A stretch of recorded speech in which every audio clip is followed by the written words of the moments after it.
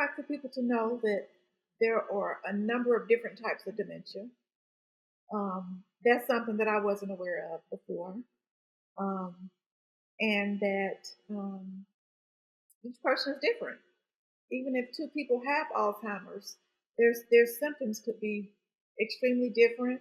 Their progression could be very different. And also, oh well, we already talked about ageism, but that's something I really need people. Okay, yeah, I think so too. But that more people need to be aware that it's not an old person's disease. There are quite a few younger people that are being diagnosed more and more. Now, from what I understand, there's very little that's known about the brain. So I get that part, and I get that it's difficult to diagnose. But I feel like I would want the neurologist to treat me as if it was his loved one.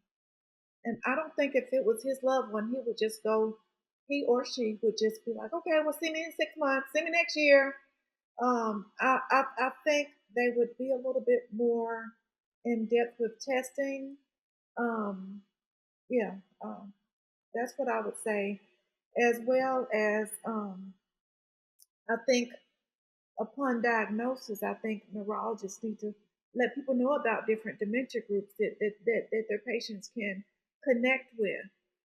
You know, a lot of people when they're diagnosed, I wasn't one of them because I was already on medication, but a lot of people are very depressed when they first get this terminal diagnosis, and to take that information and go home and be in isolation, I think is horrendous.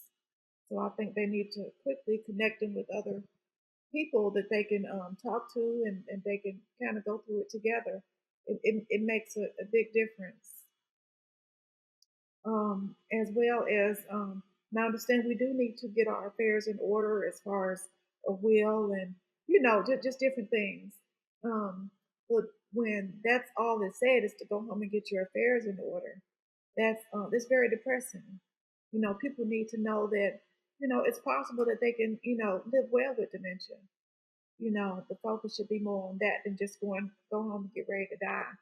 I'll just say maybe be patient with us.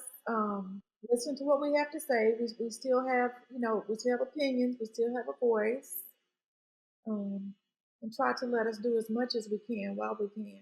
Receiving the diagnosis, it doesn't have to be the end. Um, I look at my mother and her diagnosis and how she dealt with her diagnosis has really encouraged me to know that it doesn't have to be the end.